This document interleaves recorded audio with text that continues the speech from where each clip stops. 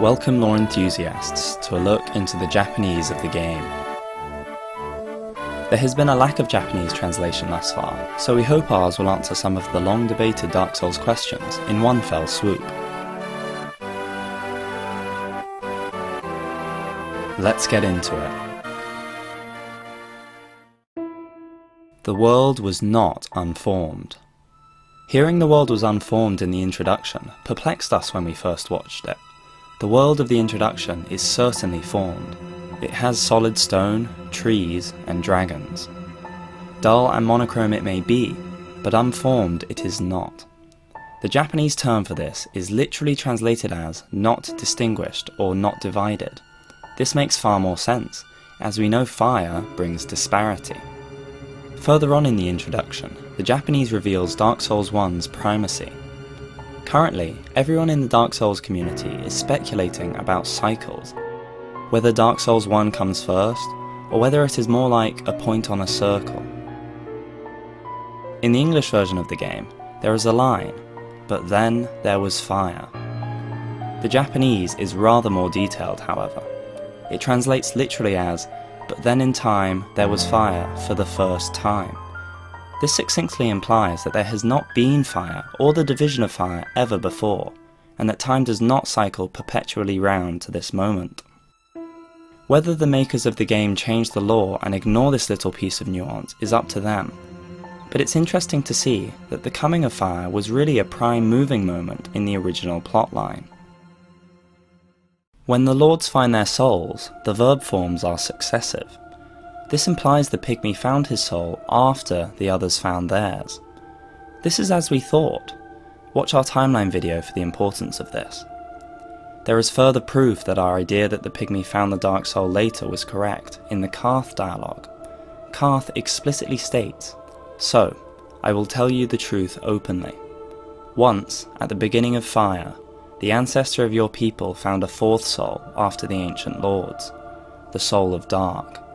The ancestor of your people acquired the dark soul and waited for after the fire. Eventually, the fire fades, and only dark remains. In that case, it would be an age of your people, of dark. After the ancient lords." Who knows why they didn't notice the dark soul? It is remarkably small in the cinematic. Perhaps, amongst all the light, they failed to notice such a small thing, such a humble thing. Then comes the war. Interestingly, Nito unleashed only death, no disease in the Japanese. Also, to finally clear it up once and for all, he is the first one to die in the Japanese, the first to lose his life. He may be first among the dead also, but the Japanese is non-ambiguous. What defines Nito is that he was the first to die once disparity fell upon the world. It has often been claimed that the dragons were killed long ago, and that to side with them, as the firstborn son is reputed to have done, means the firstborn son was exiled before Gwyn linked the flame. This is totally and provably false with just the English. Please see our timeline video. But once again, the Japanese is enlightening. Rather than the English of "the dragons were no more," which implies extermination or extinction, the Japanese translates as, "Due to the treacheries of the white dragon Seath the Scaleless, the ancient dragons were finally defeated." This is simple to interpret. It is very rare for the winning of the war to coincide with the total destruction of those who lost. Therefore, a number of dragons surviving is very likely, and proven that they did by many pieces of evidence, not least that of Calamite being alive and well after Gwyn kindling the flame. This is already proven in our timeline video, but the Japanese again supports us. In the Japanese dialogue of Goff, Goff states of Calamite, "a frightening dragon, who was overlooked even by the Anor Londo of before. Moreover, to think of challenging him with a human body, it's unfathomable. But you don't intend to give up, do you?" The Anor Londo of before.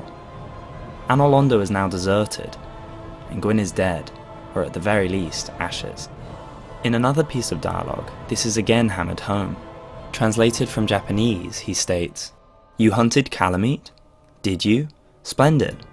If he were still in the world, it would be a feat that would see the great Lord Gwyn confer a decoration to you, but still, he'll now never fly through the skies again. This shows dragons persisted long after Gwyn's death. There is even further Japanese evidence for Gwyn's firstborn being exiled after Gwyn's death, in the Japanese for the Ring of the Sun's firstborn. Ancient and dirty ring that once belonged to the eldest son of Lord Gwyn, who succeeded the Light of the Sun, increases the power of miracles. The firstborn of the sun was once a war god. Due to his foolishness, his divinity was expelled along with all records of him. Now, not even his name has been handed down. Here, the Japanese term for succeeded is the term used for inheritance, or the taking over of someone's business. This therefore is the English equivalent of stating that the firstborn son inherited the light of the sun, of Gwyn. Despite prevalent popular opinion, the firstborn son was not exiled by his father. For exhaustive proof, please see our timeline video. The Japanese also states of Gwyn's crown, he distributed that power with his clan before linking the fire. His clan was many, and yet this crown he saved, already lacking power, was merely a symbol of Gwyn. This shows that any inheritance or splitting of his power was just before he kindled the flame, leaving no time for him to exile his son. Who, by the way, left items on his father's tomb, so all this is really just beating the point home that the firstborn son was not exiled until after Gwyn died. And what of the first flame? The Japanese literally translates it as the fire of beginning. This, as we have argued before with various pieces of evidence, implies that the flame does not simply light up differences that were already there, but creates the differences. Just as light and shadow is formed by flame, so too was life and death, and life sprung from the flame of beginning. Life began with the flame of beginning. This of course provides more evidence that the Witch of Izalith wanted to create life from another flame, and, in a twisted way, she succeeded.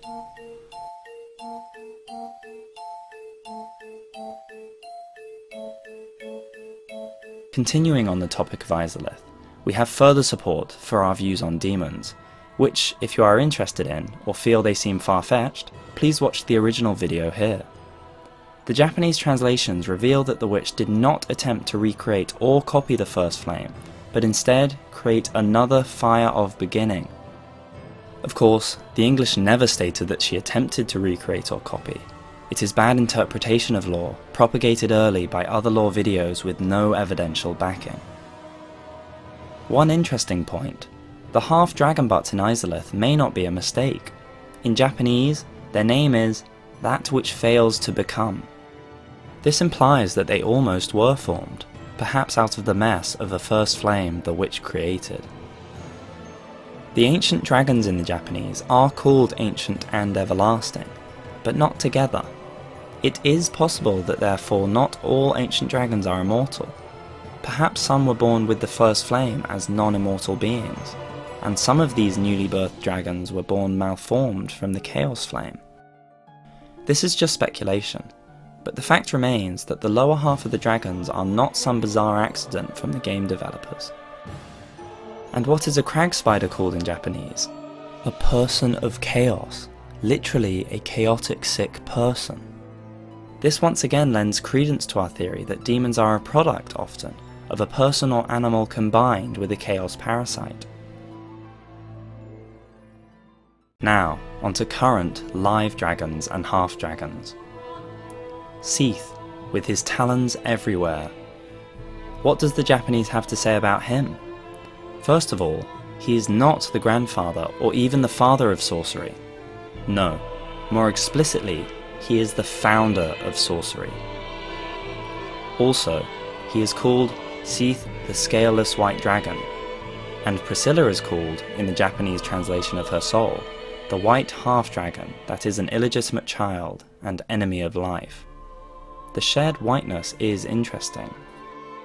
Also, illegitimate is a peculiar word, as a half-breed child is of course illegitimate. We believe the only use of the word that makes sense would be to make a subtle allusion to the nobility or royalty of one of the parents. A bastard child out of wedlock of a noble or royal, an all too common story, only this time it is a half-dragon child. We have argued that Priscilla, who in the Japanese is called a taboo, being drawn into the painted world, was a clever pun. That it means she was lured in as opposed to painted or drawn in by magic. The Japanese supports this too, with the Japanese term for drawn being led or guided. I'm afraid the next succession of points have less impact, but are worth mentioning for interest nevertheless. Veri or Nox in the Japanese, or rather, the chant used in its place, is by the guidance of fire, so no enlightenment here, unfortunately. Manos is not the father of the abyss, but instead he is the master of the abyss. The term can refer to the head of something, including a household, i.e. the patriarch of a household. This is why father may have been chosen as a translation. Master of the abyss is interesting, however. This implies he may not have created it, but may have some control over it. Does he will it to spread once he wakes? Speaking of Manos, we argued that the misreading of his soul led to a misunderstanding. Many lore interpreters have read the description of his soul as a lump of vicious humanity, when it actually states viscous humanity. Viscous meaning having a thick, sticky consistency between solid and liquid. Therefore, for that and several other reasons, please see the timeline video for more detail, we argued that Manos was driven to madness and rage, and was not innately harmful. We argued that they not only upturned the grave, but most likely tortured or did some harm to him, inciting the effects we see. The Japanese dialogue of Chester states this plainly. Nevertheless, you're not going to like this. The abyss and the likes, definitely something Ulysses brought upon itself. Deceived by that toothy serpent, they dug up a grave and desecrated the corpse of an ancient human, and the like. Surely shameless fools, no? Besides, it's a story of long ago to you and I, after all. They probably won't learn about you. To desecrate means to treat a sacred place or thing with violent disrespect, or to spoil something which is valued or respected. This is important, as it not only implies that he is ancient, but also that they did something more than simply upturn the grave to incite his anger. They didn't desecrate the grave, they desecrated his corpse. What horrific things they did, who knows, but Manos was certainly not treated with respect. Pinwheel translates as three-person coat. This draws from two-person coat comedies in Japan. Of course, Pinwheel is anything but humorous. We argued in our timeline video that the undead outbreak, at the very least, and perhaps even the curse itself, is a very, very recent occurrence, within the last 100 years or so. We also argue in the timeline and our Way of White video that it may have even been a fabricated curse, deliberately applied to people or corpses. This timeline argument is supported by the Japanese dialogue of the crestfallen merchant. He says to us as we go to try the rest of Sen's fortress, "You absolutely can't go to that Anor Londo. I would know. It's already been 100 years. Night King Rendell, Black Iron Tarkus, even that Logan." This shows even King Rendell's outbreak was within that time. Remarkably recent.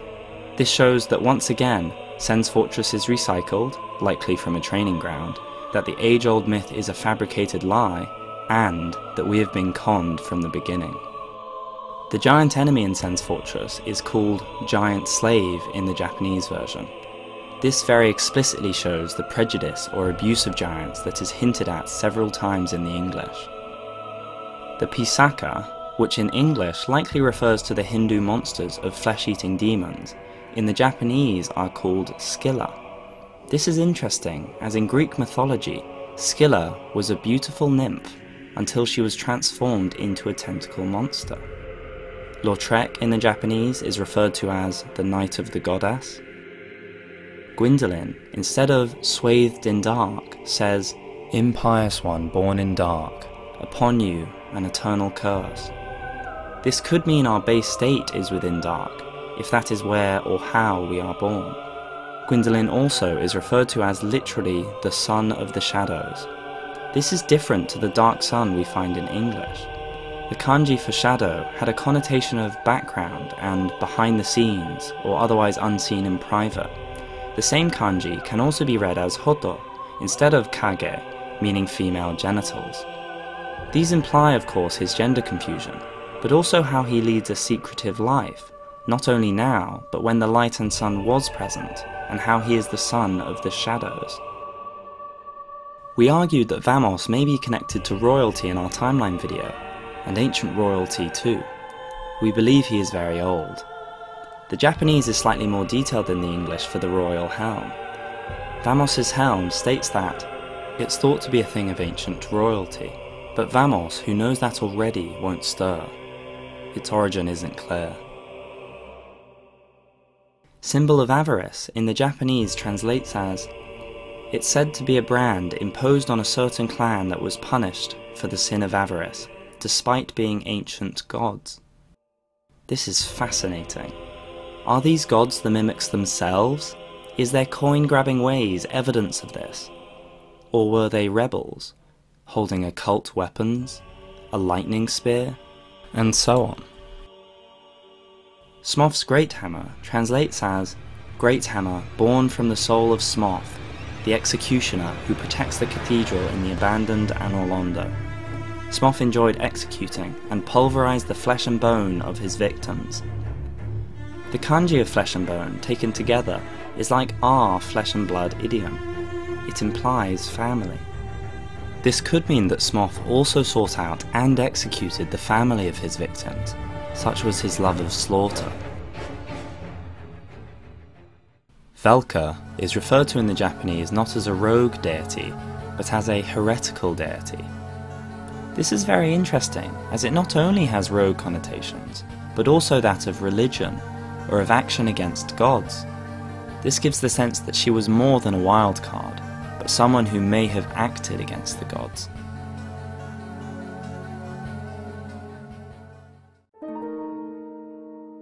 Havel, that endlessly intriguing character. Let us see if the Japanese can hold a light to his mysteries. Is it Havel in the Watchtower basement? The Japanese for Watchtower basement key translates as, the basement of the Watchtower has become a stone prison. A hero who became hollow was confined there by the hands of a friend. It is said he has been shut in there ever since. This does away with the provocative phrase, for his own good of course. In fact, it would change the rumour entirely. The provocative, it is said he has been shut in there ever since, instead asks the question, well, has he? Has he been swapped out? A bit like swapping out a man for the man in the iron mask. Change the mask, or the Havel costume, and everyone will believe he's still locked up. Who knows? But it is interesting. It would be odd to know someone is in a prison and say, it is said he's still in prison. If he is hollow, then he will not die. Therefore the only rumour that would travel would be, it is said he has escaped. This reverse, no-content rumour is almost like a tease from those in the know. The Havel the Rock helmet is worth a look too. The Japanese is, Helmet of the warrior Havel the Rock. Since it was, naturally, carved from a massive rock, it boasts tremendous weight and defensive power. A warrior of Havel who wore the rock armour is said to never flinch, never retreat, and always crush those they call their enemy. This again makes it ambiguous whether only Havel wears the armour or not. If a warrior of Havel wore the rock armour, then it could be Havel in the tower, or perhaps not. And what is the name of the warrior we fight in the basement? In the Japanese, the Havel the Rock enemy is titled Warrior of Havel, or Havel Warrior.